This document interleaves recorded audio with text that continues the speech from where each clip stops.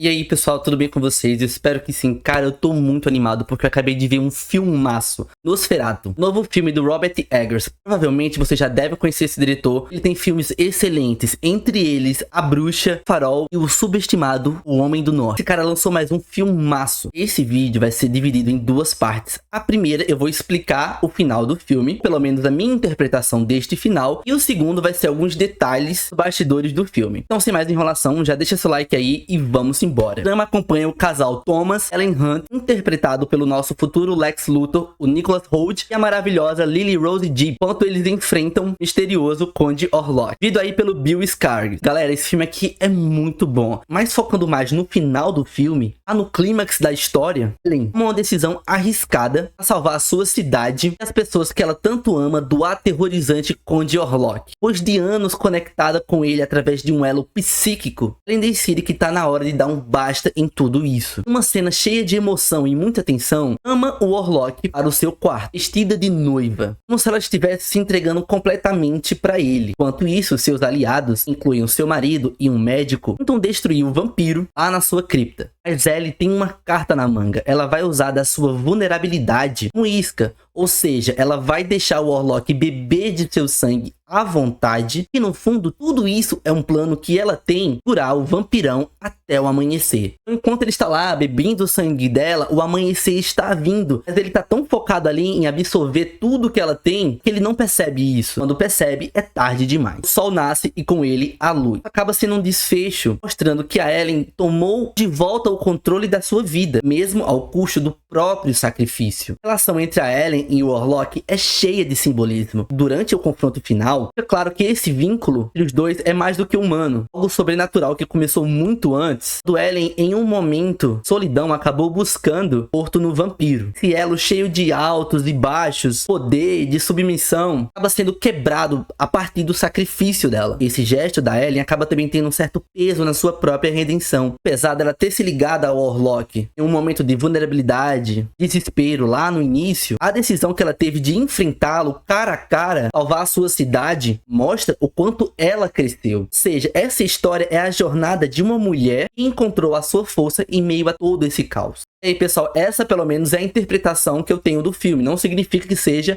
a definitiva. Caso você tenha outra, deixa aí nos comentários. Agora vamos para algumas curiosidades e detalhes sobre o filme. Nosferatu é um projeto muito importante para o Robert Eggers. Ele vem tentando levar essa obra para o cinema já tem anos. Isso aconteceu porque ele ficou obcecado pela obra original lançada em 1922. Acabou assistindo esse filme quando tinha apenas 9 anos e desde então ele não esqueceu. Acabou levando essa experiência cinematográfica para sua vida. O diretor chegou até mesmo a realizar uma peça teatral quando ele estava no ensino médio com 18 anos, onde ele mesmo interpretou o protagonista. Continuando, após o sucesso de seu primeiro longa-metragem, A Bruxa, de 2015, que inclusive é muito bom, Robert escreveu um rascunho de Nosferatu com a intenção de torná-lo seu próximo filme. Algumas coisas acabou não saindo como planejado e os seus projetos seguintes acabaram sendo O Farol, de 2019, que inclusive é muito bom, e o subestimado Homem do Norte, lançado em 2022. Após um tempinho, finalmente Nosferatu saiu do papel. Antes das filmagens começarem, Robert escreveu uma novela com histórias detalhadas e várias cenas para dar mais profundidade ao filme. Durante seu processo de escrita, o Robert percebeu que queria fazer uma jornada para Ellen, personagem vivida pela Lily Rose Depp, ponto central do filme. Queria fazer com que ela não fosse apenas uma vítima do vampiro, mas também da sociedade do século XIX. Também explicou que essa história que ele escreveu para esta personagem acabou servindo como um prólogo que começa da infância dela. Ela foi assombrada de forma inexplicável e aterrorizante. Inclusive, isto é mencionado no filme. O Eggers também mencionou as suas principais influências para o filme. Elas são Possessão, de 1981, Diabo, de 1972, Essa Parte da Noite, lançado em 1971, Gritos e Sussurros, 1972, Inocentes, 1961 e, por último, Gato Preto, de 1968, grandes produções cinematográficas. Você já assistiu algumas delas? Robert mergulhou fundo na pesquisa sobre ocultismo e as representações históricas de vampiro. Ele se dedicou tanto que o escritório dele ficou cheio de centenas de livros sobre este assunto. Acabou sendo algo muito bom porque ajudou muito ele no processo criativo do filme. Curiosamente falando, este é o segundo filme relacionado ao Nosferatu que o ator William Dafoe estrela. Nosferatu, o Dafoe assume o papel do professor Albin, especialista em ocultismo, auxiliar o casal Hunter uma luta contra o sinistro Conde Orlok. Enquanto em A Sombra do Vampiro, ou ele viveu o Mark Shrek. Mark Shrek, é assim que pronuncia o nome dele.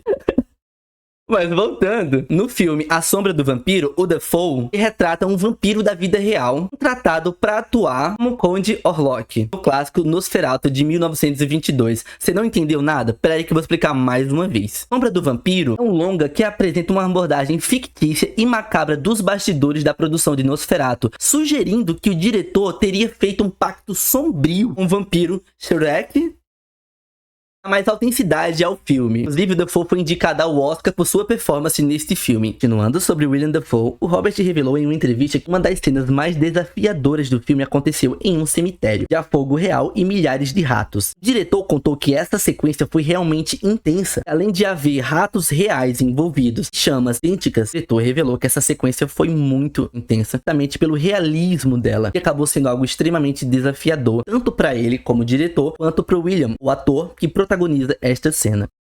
Agora vamos falar um pouquinho mais sobre o Bill Skarsgård, que interpreta o Conde Orlok. O Bill, a transformação não foi nada fácil. Ele revelou em uma entrevista que se sentia um pouquinho inseguro durante todo o processo. Falou que nunca se sentiu verdadeiramente o personagem até de fato estar com a maquiagem e o figurino completo. Ele lembrou na entrevista que quando fez o segundo teste de câmera, isto sem áudio e sem gravador de voz, apenas com algumas velas e ele no meio, é ali onde ele realmente se sentiu como o Orlok. Ele revelou que no começo ele teve algumas dúvidas sobre a sua performance. Isso aconteceu quando ele estava fazendo o teste de voz e fisicalidade do Orlok. Ele acabou se sentindo um pouquinho falso e artificial. Na entrevista ele falou que se sentiu apavorado. Existe um certo peso neste personagem e ele queria entregar 100% de si. E isto acontecesse de uma forma natural, não artificial. No fim a gente sabe que deu certo e ele conseguiu entregar um personagem muito bom. David White, que é o design de maquiagem desse filme, revelou que o Bill, que é o ator que interpreta o Conde Orlok, passava cerca de 6 horas de maquiagem, 62 próteses, a sua transformação no icônico vampiro. Dentro das 6 horas, 3 a 4 horas, maquiagem da cabeça e das mãos. E o resto do corpo complementava aí as 6 horas. Imagina como deve ter sido pesado pro Bill fazer isso sempre que tinha gravações, hein? Bill também revelou que este processo de transformação para viver o Conde Orlok foi muito intenso. No final das filmagens, ele sentiu um alívio imenso. Quando as gravações foram encerradas, ele pensou que nunca mais queria interpretar um personagem tão maligno e que nunca mais queria também utilizar próteses. Isso realmente afetou ele. Ele explicou que o personagem de um feiticeiro oculto teve um impacto profundo na sua própria energia, justamente por viver esse personagem tão sombrio por tanto tempo, acabou deixando certas marcas no seu psicológico. Realmente o cara se dedicou muito para esse papel. Inclusive, para criar o visual arrepiante do Conde Orlok, o diretor Robert e o maquiador David White se aprofundaram em estudos sobre decomposição de carne e osso. Isso mesmo que você ouviu, decomposição de carne e osso. Isso através de consultas em artigos médicos e históricos. Eles também se inspiraram nas imagens dos nobres da época, explorando seus penteados, barbas, roupas, até mesmo representações artísticas ao longo dos séculos. Essa pesquisa meticulosa ajudou a criar esse visual único e apavorante. Acabou sendo perfeito pro personagem, que acabou trazendo um ar de decadência e maldição. Tem uma história bem engraçada dos bastidores. O Robert, que é o diretor do filme, fez algo bem inusitado mas as filmagens de Nosferatu e deu a prótese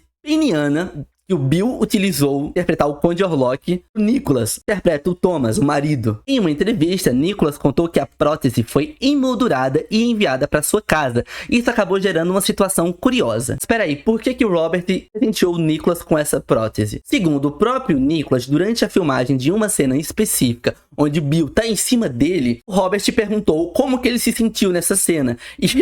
E ele falou que sentiu a prótese do Bill falando na sua perna. Claro que ele falou isso em um tom de brincadeira. E depois disso, o Robert resolveu presenteá-lo com isso. E agora vamos para mais uma situação inusitada. Durante esse percurso, essa prótese acabou quebrando. E o Nicholas, que queria muito guardar ela, acabou levando para um cara consertar essa prótese. O vendedor acabou ficando um pouquinho surpreso com essa situação e questionou o Nicholas se aquilo era um item de colecionador. E ele falou que sim, é um item de colecionador poder sair dessa situação constrangedora. O Bill também revelou que trabalhou com um cantor de ópera para tornar a voz do vampiro protagonista ainda mais ameaçadora. Inclusive deu muito certo porque a voz dele é insana no filme. All hail You will remain and well rest yourself.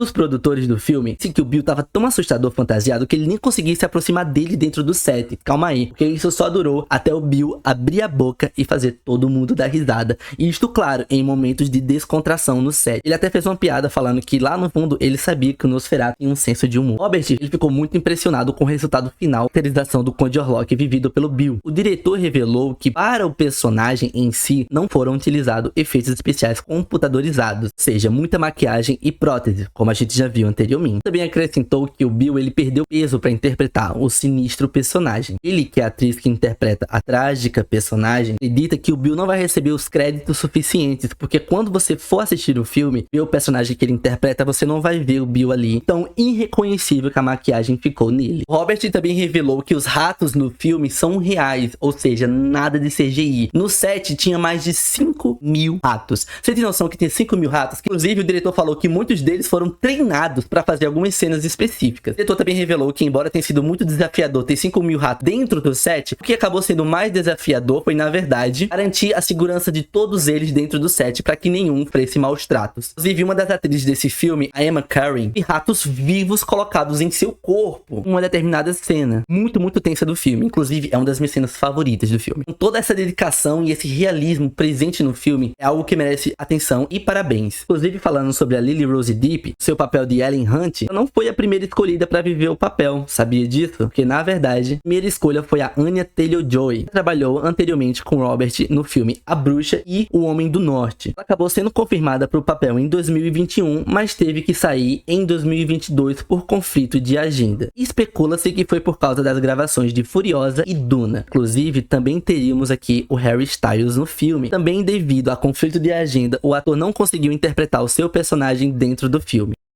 Inclusive, em uma entrevista recente, Robert revelou que existe uma versão ainda maior e mais intensa, que em breve será lançada. Embora ele não tenha dado muitos detalhes ainda, vemos que o corte bruto original do filme tinha mais de 3 horas e ele foi exibido em diversas sessões testes. Calma aí, hein? Essa versão estendida não será necessariamente o mesmo corte 3 horas. Deixa a curiosidade ainda maior do que podemos esperar dessa versão estendida do diretor. Dando continuidade, ele comentou que além do processo de se maquiar e de colocar as próteses, ele tinha uma rotina para seguir. Então, em boa parte das gravações, ele se sentia um pouco isolado do restante do elenco. Inclusive, ele comentou sobre a gentileza de seu colega de elenco, o Nicholas. Falou que o mesmo sempre foi muito legal com ele, justamente por já ter vivido um personagem que necessitava de algumas próteses, ele meio que entendia Bill. Sempre demonstrava empatia ao tentar ajudar ele, como por exemplo oferecendo uma água ou perguntando se estava tudo bem. Poxa, não sei vocês, mas eu achei bem legal da parte do Nicholas fazer isto. Durante uma entrevista para o Hollywood Reporter, o diretor de Nosferatu foi questionado se ele sabia que o Bob Esponja tinha apresentado o icônico vampiro a muitas crianças. Quem não sabe, o Nosferatu aparece em um episódio icônico de Bob Esponja intitulado Turno Macabro, onde é revelado que era o Nosferatu que tinha causado alguns apagões às luzes do Cid Cascudo. Bem interessante isso, hein? Inclusive, ele falou que sim, que ele sabia disso e agradeceu ao Bob Esponja. As gravações exteriores do Castelo Orlok foram filmadas no Castelo de Redundânia, bem conhecido como Castelo de Corvin, localizada lá na Transilvânia. Este castelo é um dos maiores e mais imponentes castelos medievais da Europa. Ele é famoso por ser o local onde Vlad Drácula foi brevemente aprisionado. Adiciona ainda mais um toque de mistério neste cenário. Falando um pouquinho sobre algumas partes técnicas do filme, uma das mais impressionantes envolve as lágrimas de sangue. Ao invés de utilizarem CGI como muitos filmes modernos fariam, a maquiadora Tracy Lowder postou em um produto especial para criar lágrimas vermelhas reais, um toque extra de intensidade e autenticidade à cena. Isso não apenas aumentou o impacto visual, mas também acabou destacando o compromisso de produção em utilizar métodos físicos, acabou mantendo essa atmosfera crua e visceral para o filme. É um detalhe simples, mas mesmo assim acaba agregando bastante a imersão do filme. Outro ponto interessante, a linguagem que Nosferatu usa para se comunicar com a Ellie durante seus pesadelos e assombrações é chamada de Dácio, uma língua morta, ou adicionando um toque ainda mais sombrio e misterioso para a trama. Para garantir que a tradução fosse autêntica e eficaz, um dos roteiristas romeno, Lorin Lazarento, eu não sei falar o nome desse cara, mas eu vou deixar escrito aí, foi convidado a ajudar na adaptação desta linguagem para o filme. Essa escolha acabou dando um ar mais misterioso à presença do vampiro, ampliando ainda mais a atmosfera de terror. E a esta atmosfera imersiva em Nosferatu foram construídos cerca de 60 cenários, incluindo 5 quarteirões inteiros. Para comparar, a maioria dos filmes costuma construir apenas uma dúzia de cenários ou até menos. Mas o diretor Robert explicou que ele queria ter o máximo de controle possível sobre toda a produção, e por isso ele optou por construir esses cenários ao invés de recorrer a efeitos digitais. Também acabou permitindo que ele trabalhasse de uma forma mais precisa com o diretor de fotografia e pudesse mover a câmera da forma mais sofisticada possível. Muitos cenários com partes móveis, com paredes e tetos que se abriam e fechavam, acabava permitindo algumas transições bem dramáticas durante as filmagens, isso feito de forma prática. Mas revelou que foi um processo bem trabalhoso, mas que ao mesmo tempo foi divertido. Outro ponto interessante, a mordida do vampiro Orlok foge um pouquinho do convencional. Em vez das típicas presas afiadas, o Robert optou aí por algumas bem diferentes. Ele queria que os dentes do Orlok fossem levemente tortos e quebrados, o que acabou adicionando uma qualidade mais grotesca e perturbadora à imagem do personagem.